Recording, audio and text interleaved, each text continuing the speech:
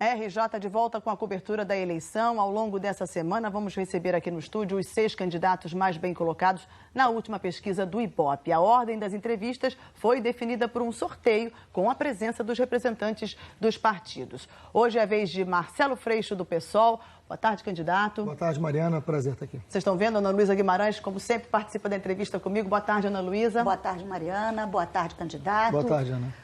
Todo dia o RJ teve a segunda edição. A gente mostra para você o dia de campanha dos candidatos à Prefeitura do Rio. As propostas que eles têm para saúde, educação, transporte, para todos os temas mais importantes da cidade. Agora, nas entrevistas, a gente vai abordar os temas polêmicos das candidaturas. É hora de confrontar candidatos e candidatas com o desempenho deles em cargos públicos. Isso, candidato, teremos 15 minutos de entrevista com 30 segundos de tolerância. Esse tempo começa a ser contado a partir de agora. Candidato Marcelo Freixo, em outubro de 2012, o Supremo Tribunal Federal condenou 25 pessoas no caso do Mensalão. Entre elas, José Dirceu, ex-ministro e ex-presidente do PT, José Genuíno, ex-presidente do PT, e também Delúbio Soares, tesoureiro do PT. 2 anos depois dessa decisão do Supremo, o senhor declarou apoio ao PT na eleição. Candidato, corrupção condenada pelo Supremo e o senhor declara apoio ao partido condenado por corrupção? Pergunto ao senhor, onde fica a coerência? Cadê a bandeira da ética? Não valeu para o senhor nessa hora? Valeu inclusive para ter saído do PT e ter ido para o PSOL. Exatamente por isso. Nós éramos do PT e bem antes disso, inclusive, nós saímos bem antes do Mensalão, diante das alianças para buscar uma determinada governabilidade. Na hora que o PT foi governar junto com Renan Calheiros... Vamos chegar lá. Na hora que o PT declarou que ia governar junto com Renan Calheiros, com Collor, com Sarney, foi a hora que eu saí do PT e disse, isso não me representa. E nós saímos e fundamos o PSOL, num caminho muito diferente disso. Eu tenho muito respeito pela história do PT e lamento profundamente que eles tenham feito o que fizeram em determinado momento da história deles, né? Mas isso não apaga a importância histórica que eles tiveram, nem os seus erros, né? Não é também um salvo-conduto a história que tiveram. Mas por isso nós saímos. Em 2014, que é a data que você está dizendo, que foi quando eu fui candidato pelo PSOL e fui o deputado mais votado do Brasil, 2014, né? Nós tivemos candidato à presidência da República, né? Então, não é verdade que a gente apoiou, nós votamos... Mas no segundo turno o senhor declarou apoio ao governo. Ah, sim, mas aí tem uma diferença muito grande na pergunta. O segundo turno é veto e voto. O segundo turno, mas o senhor se incomodou com a corrupção nessa hora? Claro que sim. Então declarar o apoio? Tanto é que nós denunciamos. Quem caçou o Eduardo Cunha foi uma ação feita pela bancada federal do PSOL. Mas não foi mais ninguém, o senhor ficar incomodado e declarar o apoio no segundo turno? Mariana, olha só, o segundo turno é veto e voto. Se nós fôssemos para o governo, se nós fizéssemos parte do governo, sim. Primeiro turno nós tivemos a Luciana Genro, o candidato, fizemos campanha e fizemos oposição ao governo do PT. Fizemos oposição ao governo do Lula, fizemos oposição ao governo da Dilma, uma oposição da esquerda. No segundo turno tinha o Aécio Neves de um lado, que não sei se você lembra, mas também tinha uma série de denúncias contra ele, e a justiça criminal não pode ser seletiva. Esse é um grande problema da justiça criminal. É por isso, inclusive, que só tem preto, pobre e morador de favela preso no Rio de Janeiro, porque ela é seletiva, e ela é seletiva na política também. Eu acho que todo mundo tem que ser investigado. A seletividade é uma ameaça à democracia dentro do Poder Judiciário. O segundo turno, que foi quando nós apoiamos, e nem todos o pessoal, mas eu particularmente, e assumo que faço, votei na Dilma, não fui para o seu governo para derrotar um projeto do PSDB que naquele momento, para mim, era pior. O que não quer dizer que a gente tenha apoiado o governo, ou muito menos as suas práticas. Por isso a gente é do PSOL e não do PT. Candidato, depois do Mensalão, insisto, veio o Petrolão, a Lava Jato começou em março de 2014. Lembrando, o senhor declarou apoio ao PT 7 meses depois, em outubro de 2014. Candidato, foram 21 fases da Lava Jato em 2014. Não foi suficiente para o senhor se preocupar? Claro que sim, e a gente apoia que as investigações aconteçam e não sejam seletivas. Mais uma vez eu insisto nisso. As investigações não podem ser seletivas. A investigação tem que ser com prova e não com convicção. Eu tenho as minhas convicções. Não cabe ao Ministério Público as convicções, cabe produção de provas. A justiça não pode ser seletiva. O PT tem que ser investigado e tem que se responder pelo que eles fizeram, evidentemente. Por isso que a gente está no PSOL, por isso que a gente tem uma candidatura hoje que não tem vínculos nem com o PMDB, né, que também responde a uma série de corrupções e não é diferente no Rio de Janeiro, está aí Sérgio Cabral, Eduardo Cunha e todos que representam esse PMDB do Rio de Janeiro, e nem do PT, e nem do PCdoB. Temos uma outra candidatura, um outro projeto de cidade, feito com programa, e por isso a gente está muito perto do segundo turno, porque a gente não se misturou com isso. Candidato, doações de campanha. O Tribunal Superior Eleitoral registra que o senhor recebeu, em 2012, uma doação de R$120 mil da construtora Vitor Hugo Demolições. Exatamente. É a mesma construtora que foi responsável pela demolição das casas da comunidade Vila Autódromo. Isso. O senhor sempre foi contra a demolição dessas casas. O senhor errou ao receber essa doação, ao aceitar essa doação? Não, Ana, mas é importante, é a coisa da pergunta e na necessidade de esclarecimento. Vamos lá. Isso foi em 2012, você foi correta quando você falou isso. Em 2012 não existia demolição da Vila Autódromo. Essa é uma informação pertinente que tem que estar também na pergunta, né? Em 2012 não havia demolição da Vila Autódromo.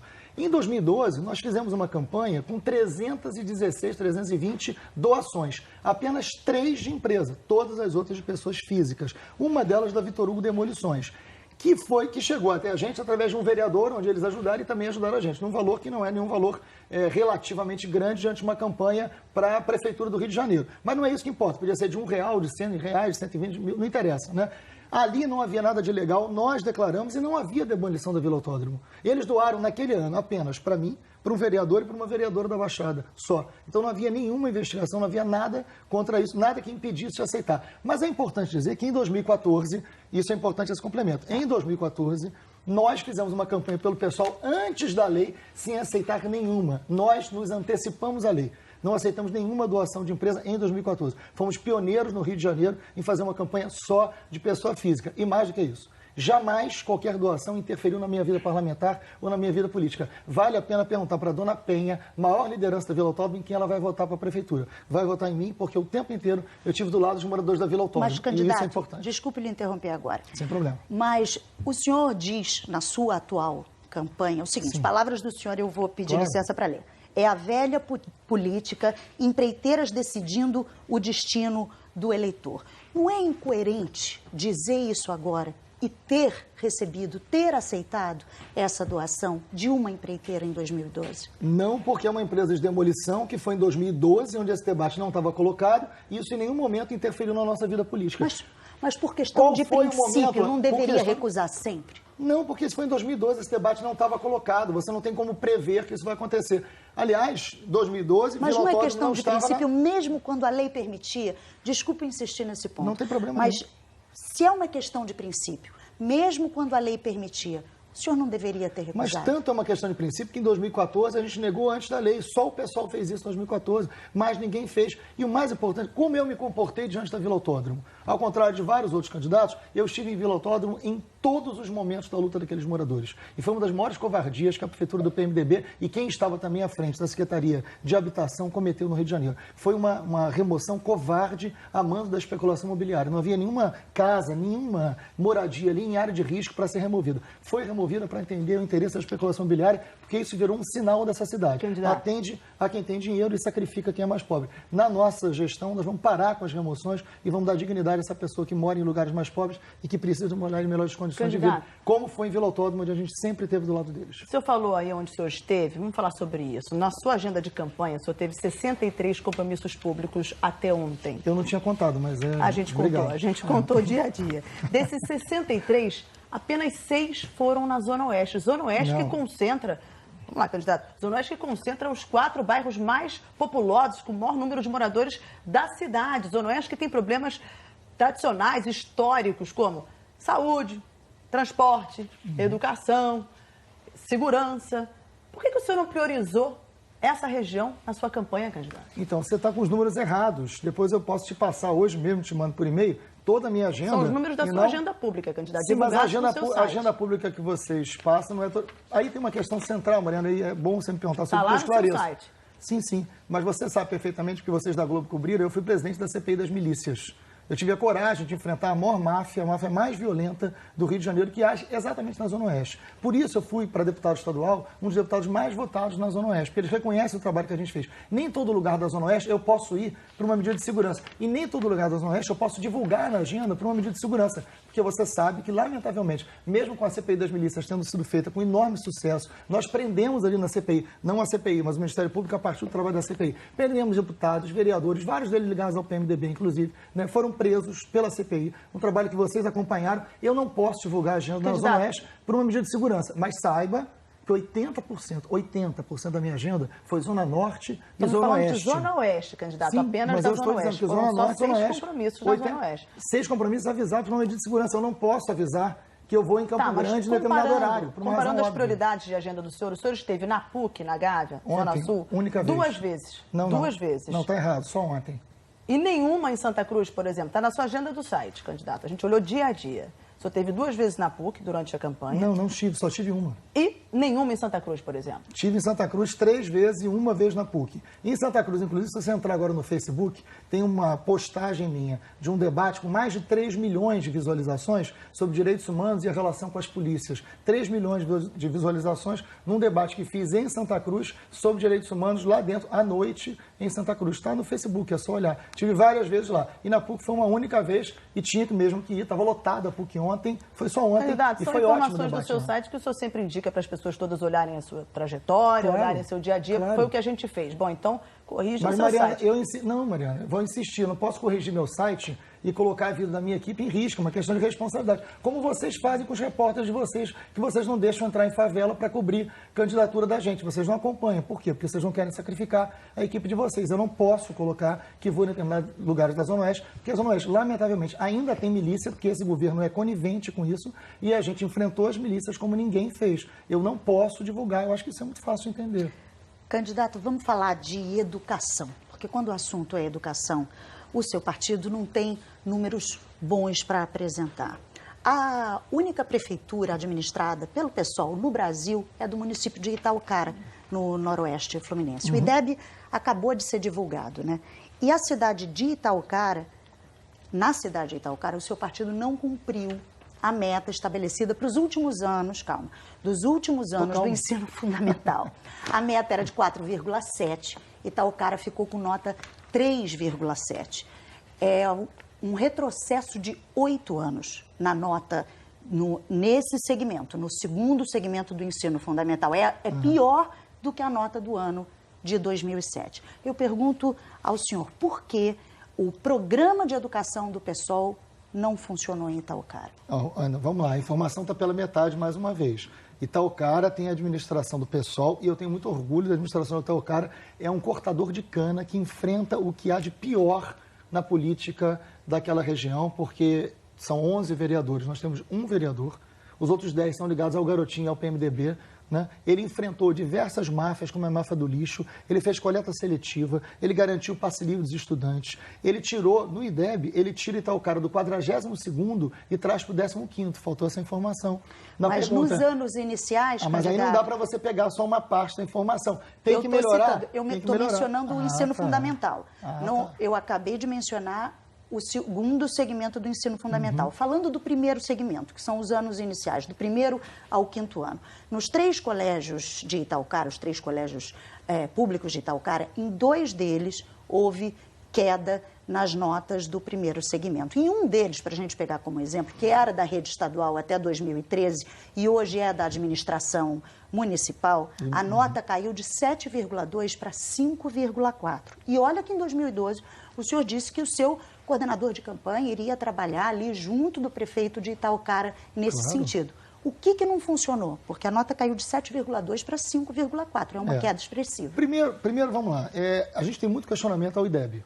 O IDEB é uma imposição de uma lógica de avaliação externa que não leva em conta a realidade dos professores e a gente... Mas, ok, vamos seguir o IDEB. Mas quero dizer que o IDEB não está acima do bem e do mal, que há muito questionamento de diversos educadores de ponta das universidades que questionam a metodologia do IDEB. E aí, é claro, tem que valer para todo mundo, né? O IDEB do Rio de Janeiro também caiu, também questionam o IDEB. Agora, é importante dizer que Itaucara melhorou muito a qualidade de vida, por isso, inclusive, o prefeito de lá será reeleito, mesmo com toda a Câmara de Vereadores contra. Tem que melhorar a educação? Pode melhorar. Ele melhorou muito a saúde, melhorou a coleta de lixo, melhorou o acesso dos estudantes. Candidato. E, em relação ao IDEB, saiu do 42º para 15º. Mas em 2013, exatamente, em 2013, quando houve uma melhora no IDEB, o pessoal comemorou. O prefeito do partido, inclusive, publicou no site dele... O que não quer dizer que não tenhamos críticas à metodologia do IDEB, claro. o aumento da nota no IDEB. Em 2015, quando o número foi ruim, o partido faz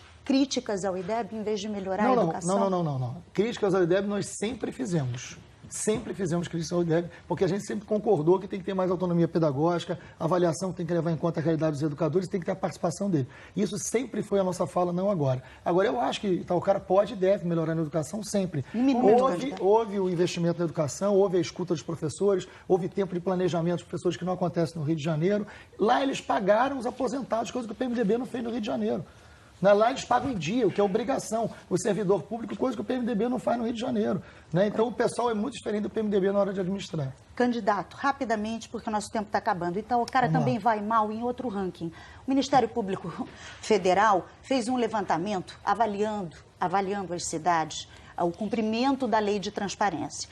No índice de 0 a 10, Itaocara ficou com 1,1. Por que o pessoal cobra transparência e não oferece transparência quando está no poder? Eu acho que tem que ter, inclusive Itaocara foi elogiado pelo Tribunal de Contas do Estado. A nota foi de 1,1. Né? Sim, mas foi elogiado pelo Tribunal de Contas do Estado, as contas foram aprovadas pelo Tribunal de Contas do Estado pela equipe técnica.